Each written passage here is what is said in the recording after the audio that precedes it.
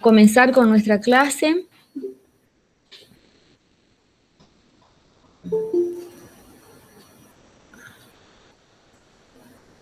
Bueno, como habrán visto en el aviso que mandé, que les envié hoy a la mañana, ya cerca del mediodía, la clase número 21 es nuestra última clase de este año.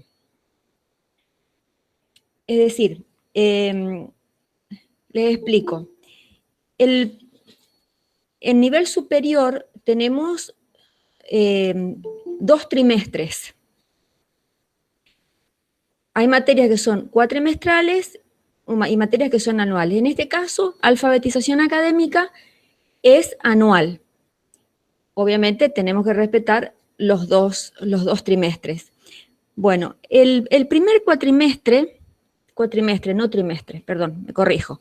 El primer cuatrimestre comenzó el 26 de mayo al 2 de octubre 2020.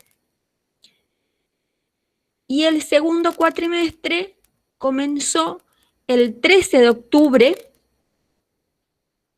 y vamos al año que viene, al 9 de abril del 2021. El 9 de abril del 2021 termina este segundo cuatrimestre. Ahora, las clases, ustedes saben, terminan, este cuatrimestre queda inconcluso, lo completamos el año que viene, y las clases terminan el 30 de noviembre. Por eso hoy es nuestra última clase del año 2020. El año que viene, Dios mediante, nos estaremos encontrando, no sé de qué manera, si seguiremos de modo virtual, veremos qué pasa. Y nos quedan 2 temas, dos unidades. Uno de los temas tiene que ver con la escritura. Vamos a ver un tema que se llama la fragmentariedad en la escritura. A partir de cuando yo trabajo este tema en las clases, utilizo los exámenes, los trabajos de los alumnos, de las alumnas, y a partir de ahí analizamos, estudiamos, reescribimos, etc. Es decir, entonces esa sería una de las unidades que nos está quedando. La escritura, la fragmentariedad en la escritura, que si ustedes miran el programa que yo había enviado oportunamente, es la unidad 2. Pero con esto de la pandemia hice algunas modificaciones. Y el otro tema es ortografía, una unidad dedicada a ortografía. Una teoría de Ana María Kaufman, una autora argentina. Bueno, esos son los 2 temas que están quedando pendientes. Bien. Bueno. Ahora, clase 21. Como verán acá, el título, el tema, mejor dicho, es el mismo de la clase pasada, las funciones del lenguaje y los modos discursivos, la clasificación de los tipos de texto. El objetivo, tenemos uno solo, que es comprender los criterios para clasificar los textos. Recordamos, la clase pasada, el primer objetivo era realizar un diagnóstico. Tenían un formulario, habíamos hecho en clase algunos, trabajamos en clase y después, bueno, tenían una actividad para que ustedes la hicieran en sus hogares, solos, digamos, hacer ese diagnóstico. Bueno, ahora vamos a focalizarnos en la teoría exclusivamente. Vamos a utilizar el soporte, algunos ejemplos, pero el objetivo es que ustedes comprendan en qué consisten los criterios para clasificar los textos.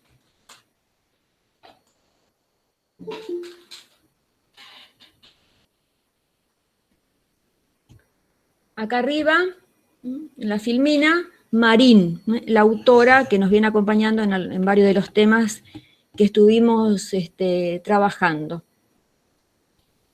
Bien, los criterios para establecer las clases de textos. En líneas generales, digamos, cuando uno quiere clasificar un texto, dice, bueno, este es un texto, como dice acá ejemplo, es un texto publicitario, es un texto científico, es un texto periodístico. Y lo que dice Marín es que al plantear el criterio y haciendo alusión al tema o al contenido, como dice ella, al contenido, es insuficiente. Es decir, no podemos clasificar los textos teniendo en cuenta el contenido. Es incorrecto decir textos políticos, textos publicitarios, científicos, periodísticos, etcétera, ficcionales, podríamos seguir. Y dice Marín, no explica ni describe las diferencias lingüísticas, es decir, el vocabulario que se utiliza, y de estructura. Entonces, dos puntos a tener en cuenta, es decir, ¿por qué clasificar los textos desde el punto de vista del contenido no es suficiente?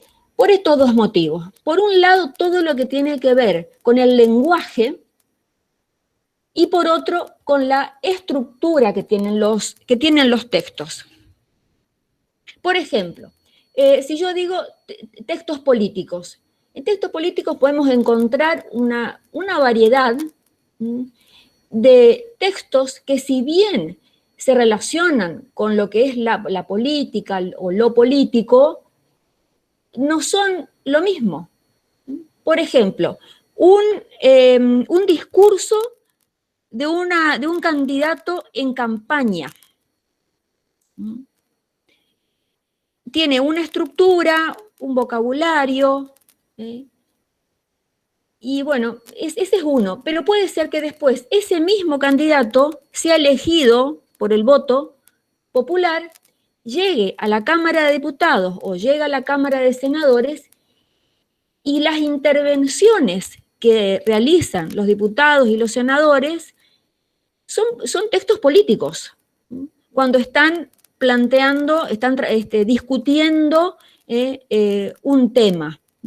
Por ejemplo, ahora se están ahí proyectos de ley con dictámenes ya, por ejemplo, el aporte solidario a las grandes fortunas, el tema del aborto, son temas que ya están siendo tratados. Bueno, cada una de las intervenciones de los diputados, de la diputada, etcétera, son textos políticos, pero absolutamente nada que ver con un texto que es dicho en campaña, un discurso que es dicho en campaña.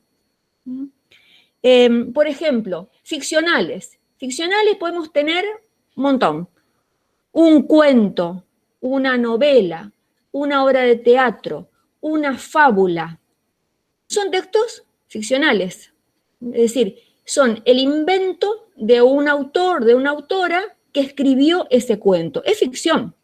La novela es ficción. Es decir, no es la realidad. Son verosímiles por la manera en que se escriben esos textos.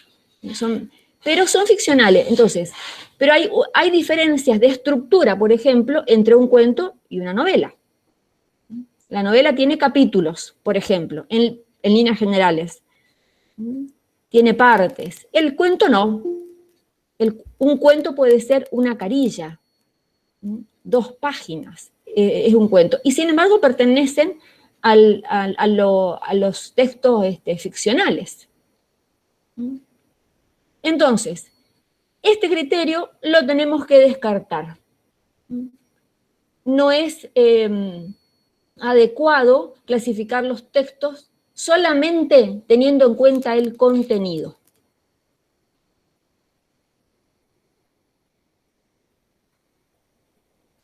Bueno, bien, estamos hasta acá. No sé si hay alguna pregunta.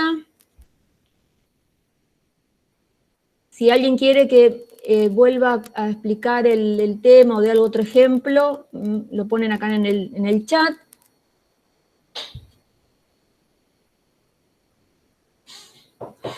¿Seguimos?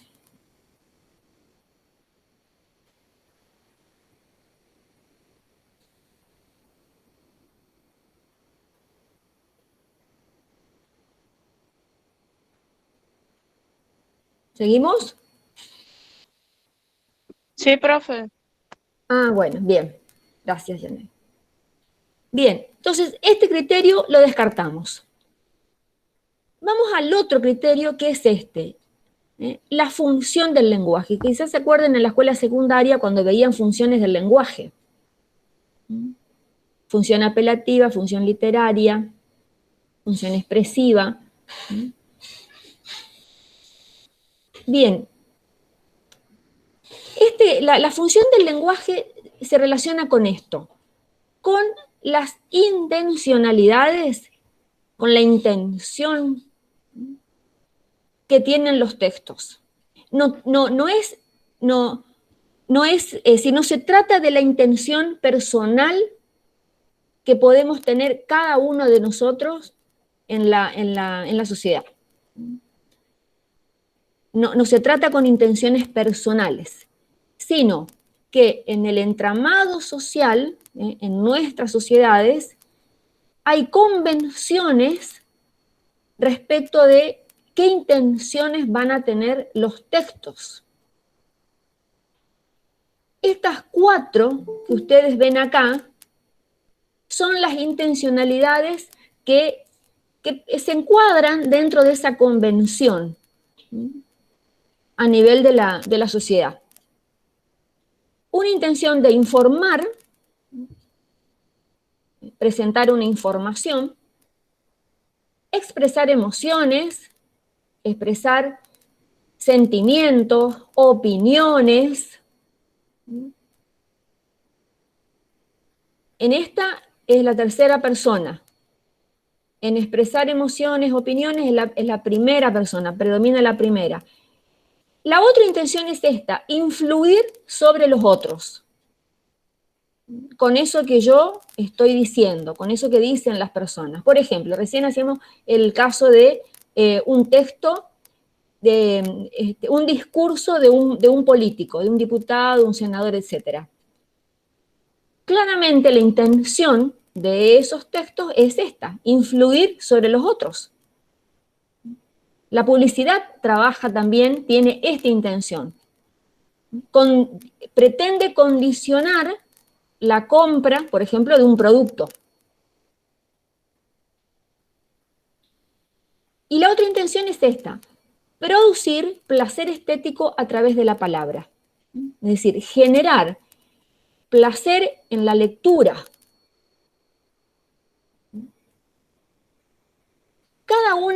Cada una de estas intenciones o intencionalidades, los autores las denominan función predominante.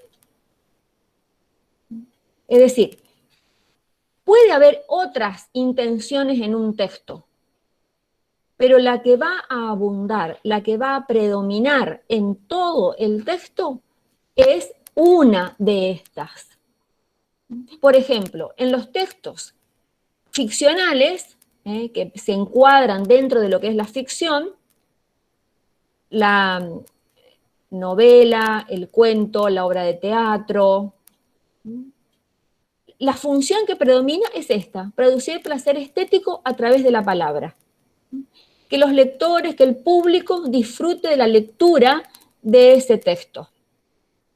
Eso no quita que dentro de la novela, por ejemplo, un personaje exprese un sentimiento, exprese una opinión, o que alguien, un personaje, dé una información. Pero todo el texto, en el caso de la novela, por ejemplo, la intención que predomina es esta. La función del lenguaje es la literaria.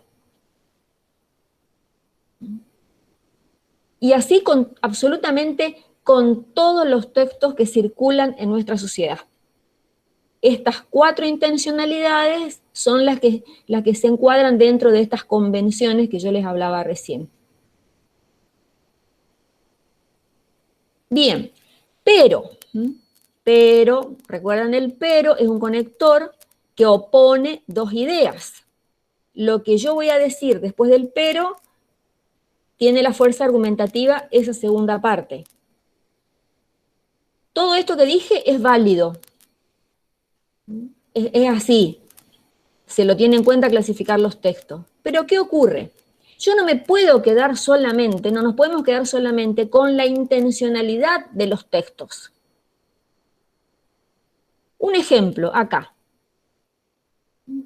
Todos estos textos, artículo de revista científica, un texto académico son todos los materiales que ustedes estuvieron leyendo, estudiando, trabajando en las distintas asignaturas, en las distintas unidades curriculares. A eso se le llama texto académico. Porque es un fragmento, es un capítulo, pero son textos extraídos de libros escritos por profesionales expertos en las distintas áreas. Pero como está destinado a los estudiantes, tiene este nombre, es un texto académico. La noticia, una entrevista y una clase de una asignatura, por poner algunos ejemplos, todos estos textos comparten la función informativa. Un artículo de revista, la intención es informar, lo mismo, la noticia lo mismo, es decir, entonces, como verán, no nos sirve de mucho. ¿Y qué dice Marín acá en este recuadro? Si yo solamente tengo en cuenta la función del lenguaje, es decir, la intención que tiene el texto, no sirve porque dice, no da cuenta del vínculo entre la intención que tiene el texto y el contexto o la situación en la que el texto se produce. Un artículo de revista científica, evidentemente, lo escriben los científicos en las distintas ramas de la ciencia, desde la sociología, la antropología, la medicina, etcétera, etcétera. La noticia, un periodista.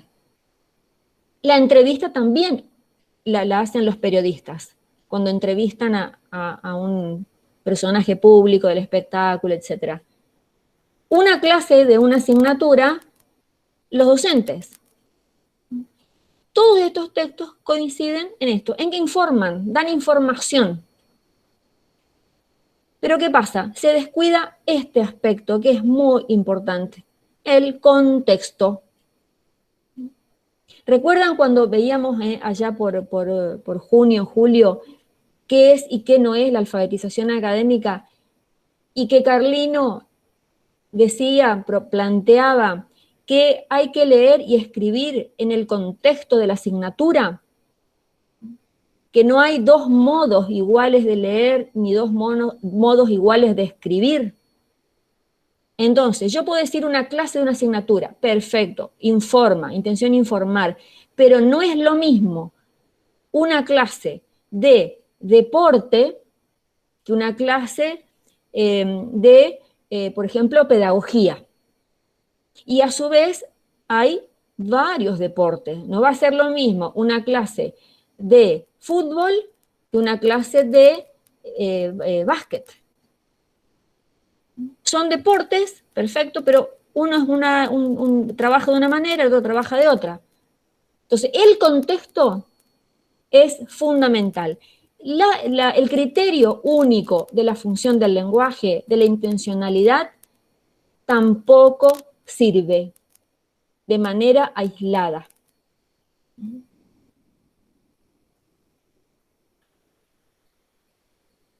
Bien, entonces son los dos criterios que los tenemos, pero no los vamos a utilizar de manera aislada.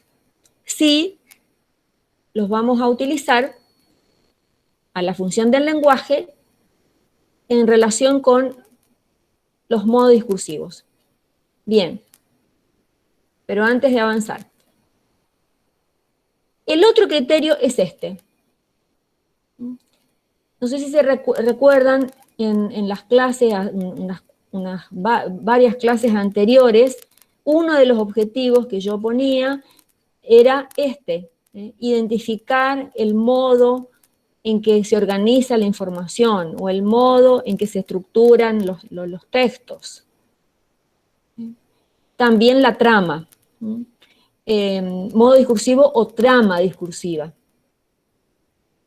Esta es una teoría de Ana María Kaufman, que yo les nombraba recién, vamos a trabajar mediante el año que viene el tema de la ortografía. Tienen un libro, Ana María Kaufman y Rodríguez, creo que es María Elena Rodríguez, dos autoras argentinas, trabajaron este tema de las funciones del lenguaje y la teoría de entrecruzar los criterios de función y trama pertenecen a esas autoras, a Kaufman y Rodríguez. Nada más que nosotros, bueno, hay otra, también esta es un sinónimo, también a la trama es un sinónimo de modo discursivo. Bueno, pero ¿por qué? ¿Por qué hay que tener en cuenta este criterio? Dos motivos. Por la manera en la que se organiza la información. El uso de modos y tiempos verbales, la persona gramatical, sustantivos, adjetivos, etc. Ahora vamos a ver un ejemplo. Y el contexto. El contexto en que se produce.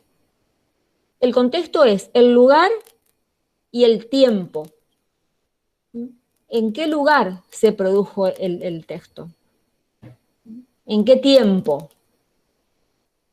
No es lo mismo el contexto el contexto actual que estamos viviendo que hace 10 años, hace 20 o el año pasado. Algunos aspectos que intervienen en el contexto: el destinatario, el modo de circulación.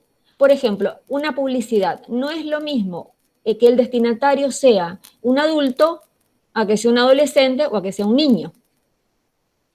Entonces, en función de ese destinatario va a ser realizada van a pensar, diseñar la publicidad.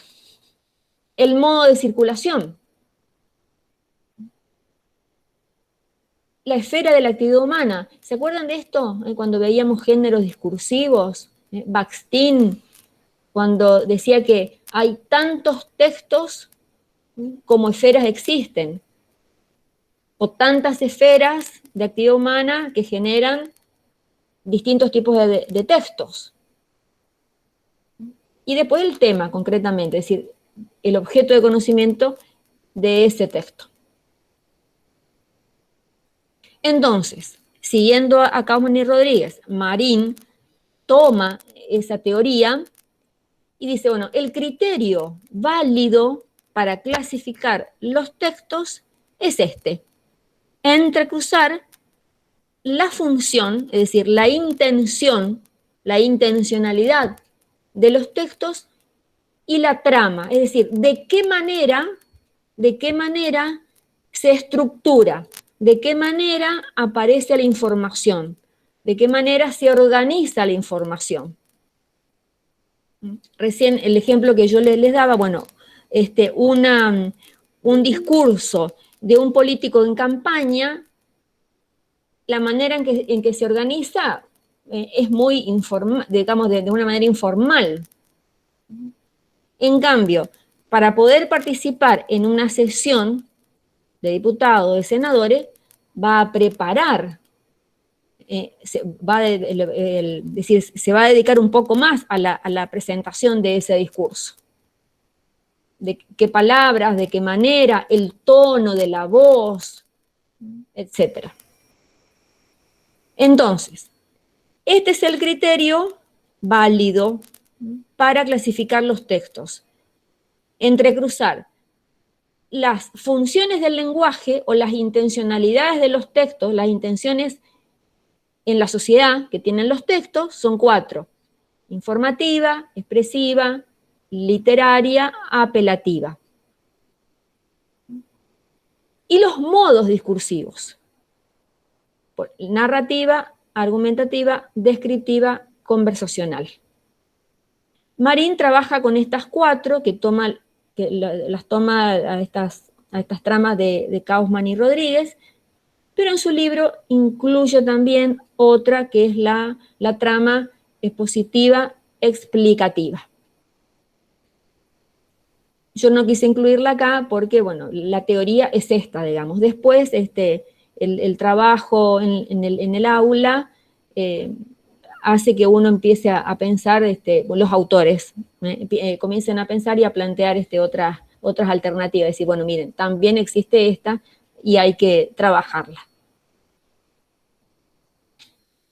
Bueno, entonces, este es el criterio: entrecruzar la función del lenguaje y el modo discursivo. Descartamos el criterio del contenido y descartamos las funciones del lenguaje de manera aislada.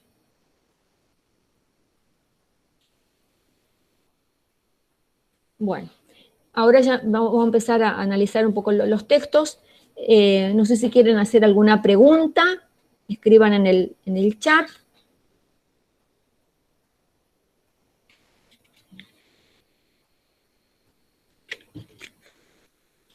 Si está todo bien, seguimos.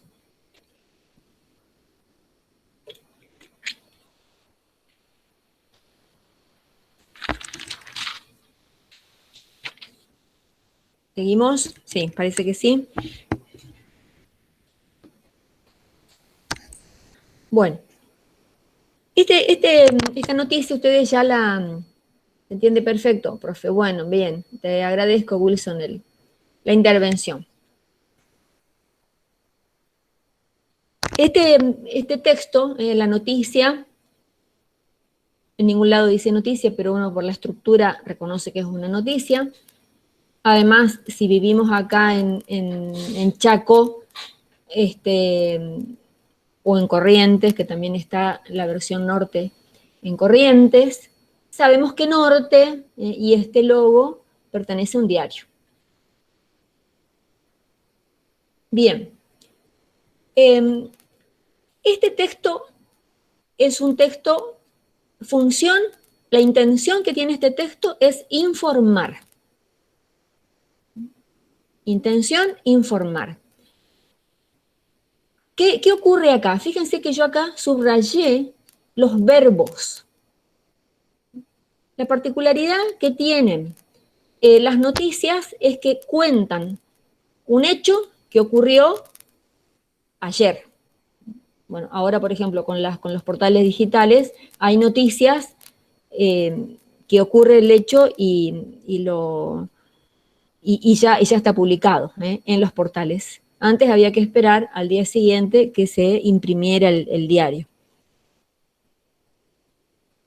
Bueno, dice acá, los Pumas derrotaron por primera vez a los poderosos All Black. Si miramos los verbos: derrotaron, sorprendió, olvidarán, acá, fue, volvieron a jugar, se llevaron, salieron, se dieron, se impusieron, fue. Todos los verbos están en tiempo pasado. A eso se refiere la trama o el modo discursivo. La noticia predomina la función informativa y predomina la trama narrativa. Siempre me van a contar un hecho que ocurrió ayer. Por eso predominan los verbos que están en pasado.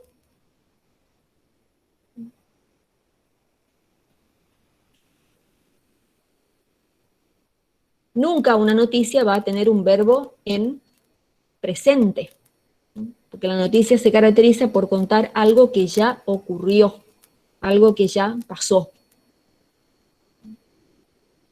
La novela, que pertenece a la ficción, también predomina la trama narrativa. Esta misma manera de presentar el discurso, de presentar la información, predominan los verbos en pasado. En una novela ocurre este mismo fenómeno. Los textos de la historia, los textos que pertenecen al ámbito de la historia, también predominan trama narrativa, pero no es lo mismo. Y también predomina en los textos de la historia, relacionados con la historia, la función informativa. La noticia y un relato histórico, ambos tienen intención informativa y ambos tienen trama narrativa, pero en absoluto se parecen, sino que coinciden en la manera en que se organiza la información. Predominan los verbos en pasado. El cuento también tiene la trama, predomina la trama narrativa.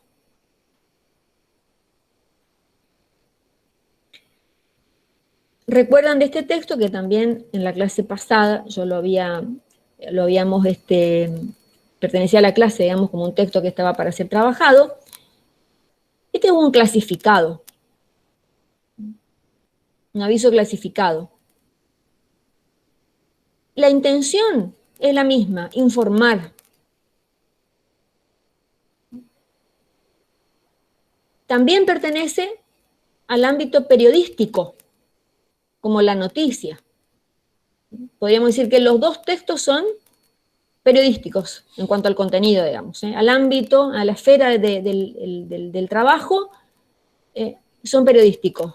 Una persona va al diario, al lugar donde está la sede, en este caso el Diario Norte, dice, bueno, yo quiero publicar esto. Le deja, bueno, y el periodista, la persona encargada de la sección avisos clasificados, redacta de esta manera, porque ustedes saben que los avisos clasificados se cobran por número de palabras y por el espacio que ocupa, y además cobran por centímetro.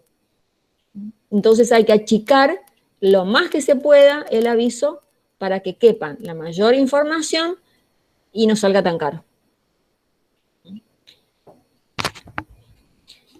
Pero acá, decíamos, la intención es la misma, informar como la noticia, pero la trama es descriptiva. Entonces, necesito la intención y necesito el criterio de la trama. Los dos pertenecen tienen intencionalidad informativa. La manera en que se organiza la información es una acá y es otra acá. Acá me está describiendo qué es lo que esta persona quiere comprar. Utilitario, camioneta, buen estado. Me dice el modelo, el año. Escucho ofertas, un número de celular. Entonces, la manera en que se organiza la información totalmente distinta. A ver, Viviana, dice que predomina algo en pasado, no que tiene que ser únicamente en pasado. No, en relación con la noticia, vamos a responder a Viviana. En relación con la noticia, una noticia, en una noticia siempre predominan los verbos en tiempo pasado. Siempre. Porque me está contando un hecho que Ahí ocurrió. preguntó algún compañero, profe. ¿Cómo? Antes que yo preguntó algún Ah, compañero. y si la noticia informa de algo que va a pasar, bueno, a lo mejor el periodista se puede adelantar, pero digamos, siempre una noticia te cuenta algo que ya ocurrió.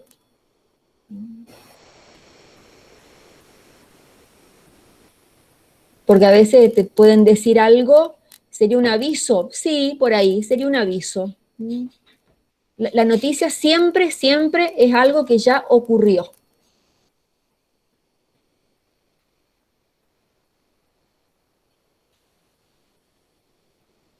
Bien.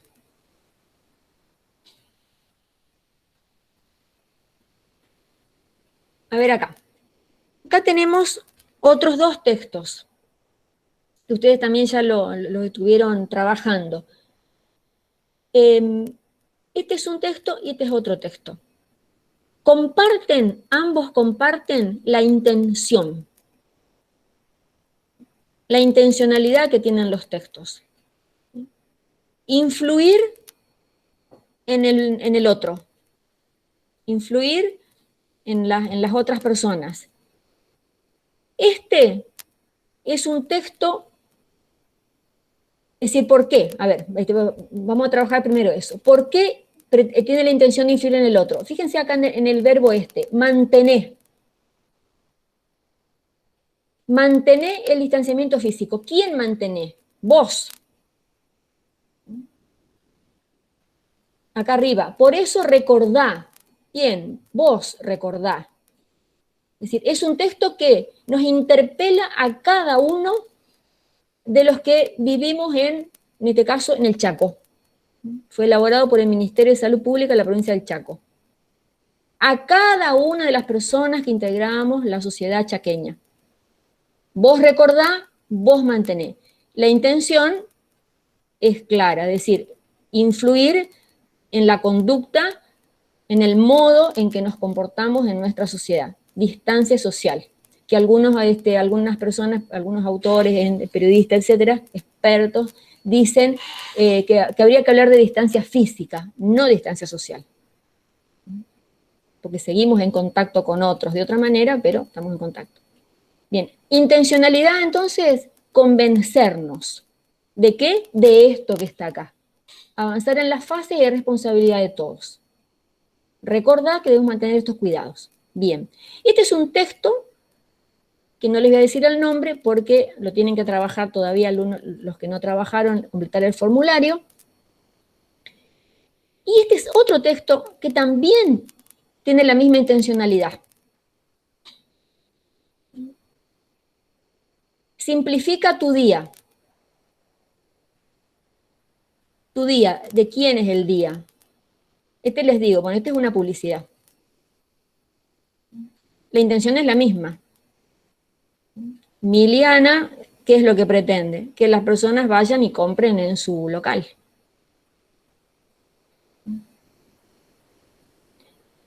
Ambos textos comparten la trama, el modo discursivo, argumentativa.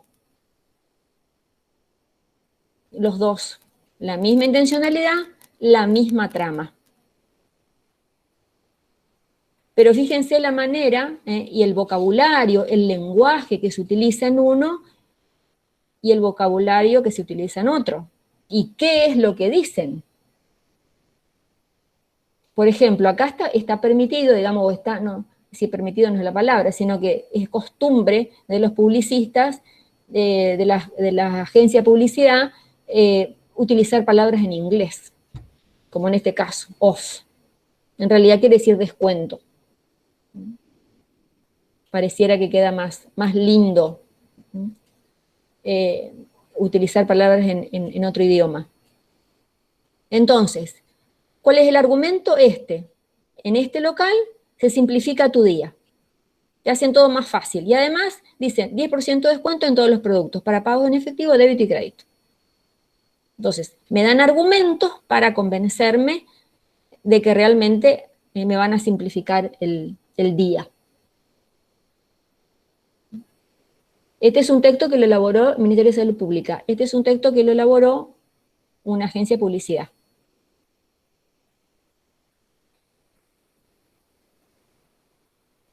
Estos dos que ven acá, es un folleto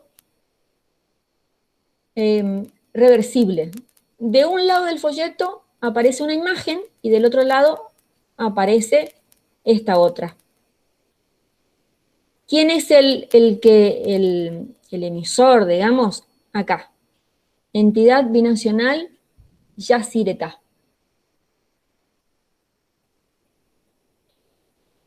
Es un folleto, tiene sus características. Horarios de, por ejemplo, dice, conoce la represa más grande de la Argentina. Del otro lado decía esto, disfrutar la naturaleza en la reserva Santa María. Ituzaingó Corrientes, Ituzaingó Corrientes. ¿Quién conoce? ¿Quién disfruta? Vos. Vos conocés. Vos disfrutá. Otra vez, la segunda persona. Como la publicidad que recién veíamos y como el otro texto que yo dije que no le iba a dar el nombre, que decía, mantener la distancia, recordá tal cosa. Ahí tenemos, en los tres textos, tenemos la misma estructura en cuanto al uso de la segunda persona gramatical, vos. Acá no es no es una publicidad. No me están queriendo vender un producto como una publicidad común y corriente. Es un folleto porque lo que está, pretende otra cosa, digamos, acá. ¿Qué es lo que pretende, digamos, o cuál es el servicio que van a prestar? Visitas. Tiene atención centro de visitantes. Es decir, estudiantes de ingeniería que van, o personas que quieren ir a conocer la represa. Los horarios, me está describiendo los horarios, los números de teléfono. Y lo mismo acá. Es el mismo emisor, la empresa entidad binacional Yacyretá, ¿sí?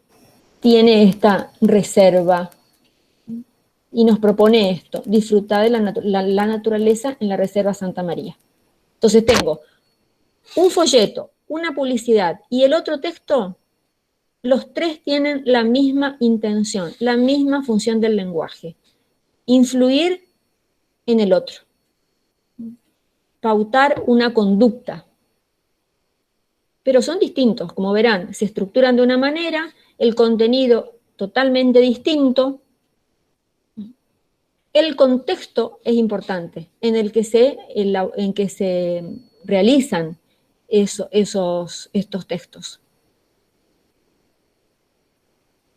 Para alguna persona que no es argentina, quizás nunca escuchó hablar esta palabra. Yacyretá, es una empresa, Yacyretá dice binacional, Paraguay, Argentina. Entonces, para los paraguayos y los argentinos, la palabra o la represa Yacyretá es conocida. Entonces, la manera en que se organiza la información, totalmente distinta. Por ejemplo, acá dice, reservar con anticipación, traer documentación personal. En una publicidad no va a aparecer esto. ¿Está? Entonces, el contexto es importante. Bueno, acá tenemos otro ejemplo, una receta. También tiene la misma intención de la publicidad, del folleto.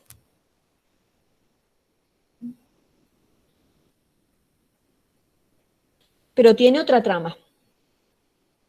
Tiene una trama descriptiva. Las consignas, lo mismo. Tiene trama descriptiva y busca convencer. Está dando una orden. Entonces, verán que para clasificar los textos tenemos que tener en cuenta el criterio de la intención que tiene el texto, es decir, la función del lenguaje y el modo o la trama discursiva.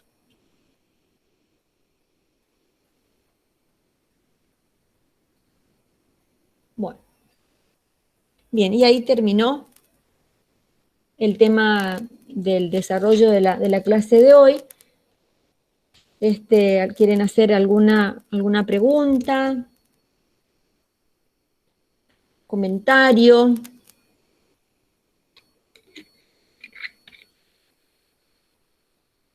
De mi parte, ninguna pregunta, profe. ¿No? Bueno, bien, gracias. Entonces, ¿quedó entendido cuáles son los criterios que hay que entrecruzar y por qué tenemos que descartar, por ejemplo, el criterio del contenido? Ay, sí, Wilson, estamos tristes. Supongo que debe ser por la muerte de Maradona, ¿no es cierto?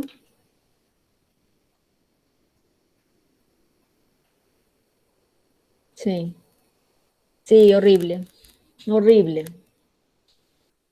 horrible.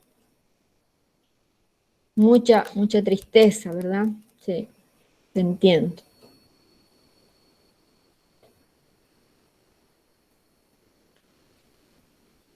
La noticia que circuló por todo el mundo, murió Maradona.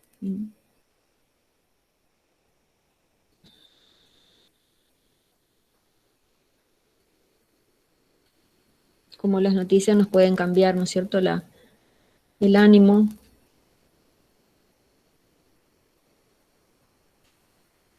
Bien.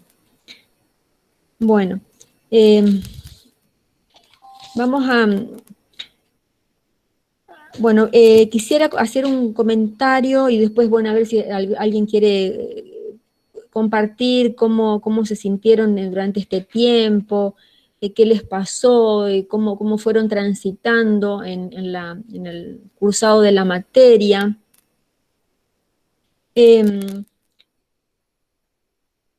Acá nosotros, bueno, ¿qué temas vimos? Ustedes tienen ya en cada clase, yo iba aclarando el número de la clase y la fecha. Tienen un detalle bien preciso de los temas que fuimos dando. Y hoy les decía cuáles son los dos temas que nos faltan, la ortografía y temas referidos a la escritura. Son los dos temas que nos están faltando. Voy a subir después al aula un documento con el detalle de todos los trabajos que les había solicitado, que les fui solicitando en relación con cada una de las clases, para que ustedes sepan, digamos, es decir, todo lo que hicimos. Y hablando de trabajos, para esta clase, después van a ver en el material de apoyo para la lectura y actividades, les voy a pedir que redacten una solicitud. Recuerdan que ese tema lo habíamos dado en la clase 18 y 19 y que tenían que practicarlo, pero yo le dije, bueno, en este momento todavía no lo vamos a evaluar, bueno, ahora es el momento, entonces para esta clase les voy a pedir la redacción de una solicitud. Y después, bueno, como siempre me la mandan por mensajería interna. Sí, Wilson, como el ejemplo de la solicitud de una netbook. Esa es la solicitud. Tiene una intencionalidad y tiene una trama. Profe, ¿hasta cuándo tenemos para enviar la solicitud? Lo de la solicitud, Sí, ¿sí? Sí, hasta la semana que viene. No recuerdo exactamente la fecha, creo que es el 30, cuando terminan las clases. Después ya voy a mirar bien en mi apunte, que bueno, aparte después lo voy a subir al aula. Y les quería aclarar que el foro, la participación en el foro, para la clase 16 y para la clase 17 va a ser la asistencia de esas dos clases.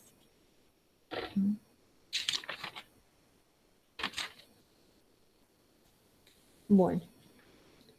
Creo que... las notas. Eh, las notas, bueno, en el sistema de autogestión, quizá ustedes ya estuvieron viendo en otras materias, tenemos una columna que dice parcial 1, otra que dice parcial 2, parcial 3, podemos agregar alguna más. Es decir, yo lo que voy a hacer es ver las producciones de ustedes con mi planilla y ver en función de los aprobados que tienen, en función de eso, bueno, va a ser un 6 o va a ser un 7. Recuerdan que este año no tenemos promoción, es decir, ustedes en el sistema de autogestión no van a encontrar un 8 o un 9.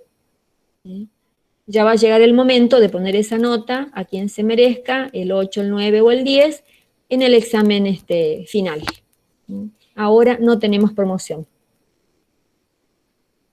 Entonces, supongamos que un alumno, una alumna presentó y aprobó todos los trabajos, es posible que vea un 7.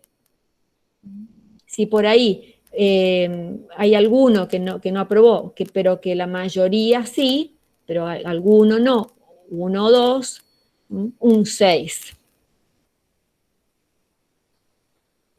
¿Está, Antonella?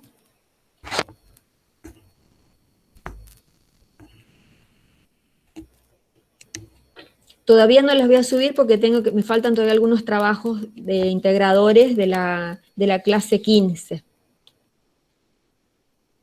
Ajá.